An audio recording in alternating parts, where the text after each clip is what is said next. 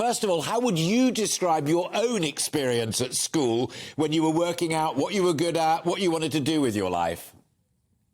Yeah, I think, I enjoyed school, and I think school is great, and I was always considered, academic, and I really enjoyed learning. But I think once I sort of got to the end of my A-levels, I really felt that burnout, and, I just thought this full-time teaching and learning style doesn't suit me anymore. And I think we've seen that even this week in A-level results, that the pressure that is put on people at A-level sort of stage is very, very difficult to sort of deal with and comprehend with at that age. Absolutely fascinating insight. And then lo and behold, there you are. And you develop from somewhere this desire to work in warehousing, logistics. We often talk on this programme about logistics, whether it's that great big ship getting stuck in the Suez Canal, screwing up everything being delivered to our supermarkets. And it is, the shortage of lorry drivers and what have you. But at what point did you personally think, yeah, that's what I'd really like to do. I'd like to have a go at that.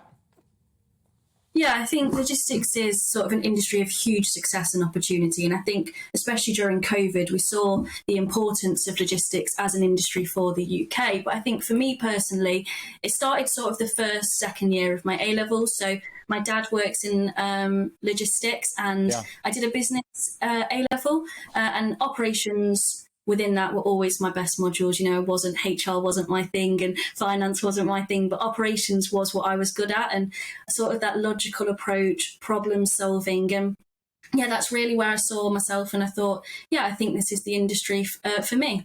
Yeah, and again, thank you for that.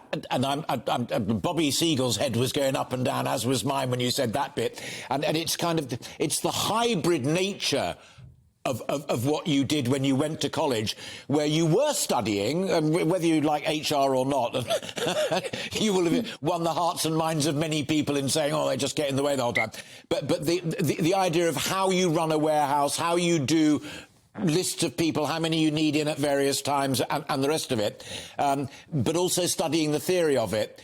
They got the course right for you, or did you get the course right for you?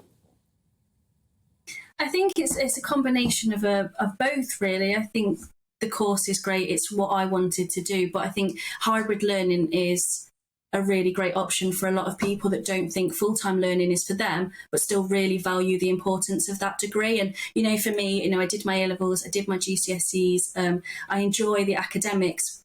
And that doesn't mean I don't value the importance of a degree. Full-time learning just wasn't the best option for me anymore. And also, I think it's massively important how competitive graduate schemes can be. I was going to do a business degree.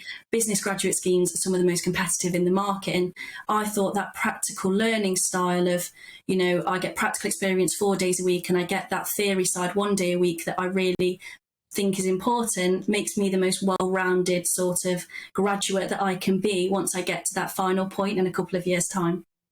Oh, I think we're there already, don't we? Shall we share something with people? Because you've now... I love that. Just giggles quietly, because I think she maybe knows what I'm going to say next. You're in management, aren't you? You're up the ladder. You're nearly at the top of it already, but you're into management now. So not only was it a brilliant battle plan, but my God, you were good at it as well. Yeah, so, I was promoted sort of during the pandemic, and I think that was a really tough time for everybody, but it was especially tough sort of going into my first full-time role and taking that transition. And there was a transition period, and it was tough. It was definitely not easy, but I think I have a passion for what I do, and I've been really lucky to find the right job for me quite early in my career. And I think sort of the industry that I'm in, supporting our customers, it drives me every day to sort of be that little bit better than I was yesterday. Well, millions of people, I'm sure, are enormously grateful for what you and people like you do to keep those, whether it's the shelves in the supermarket or the spare tyres at one of those repair companies going. That is what you do. I'm going to ask you a cheeky one at the end, and if you want to say mind your own business or bat me away, I genuinely won't be offended. But if currently it's the Education Secretary is a lovely bloke called James Cleverly, who may still be the Education Secretary once we have a new leader of the Conservative Party and a new Prime Minister, or it may be somebody else. Whoever that person is, be it James or someone else, if they picked the phone up to you this afternoon and said, I heard you talking to Alistair about how it all worked out for you and how you made further and higher education work for you and are now in management, what's the one thing that you would do if actually you were the Education Secretary to help other young men and young women like yourself get to where you want to be and make a success of it? What would that one thing be?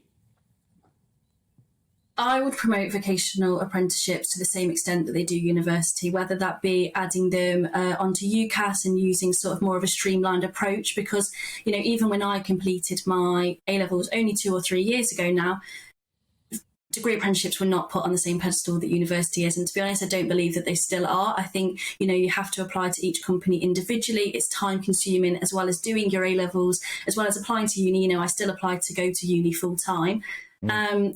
It's overwhelming and it takes its toll. And I think degree apprenticeships, out of that 3 combination of things, will be the thing that's ignored. I think streamlining the approach for degree apprenticeships, vocational learning, that's what I would ask them to do, because that's what they deserve. And university is great for some people, but it's not great for everybody.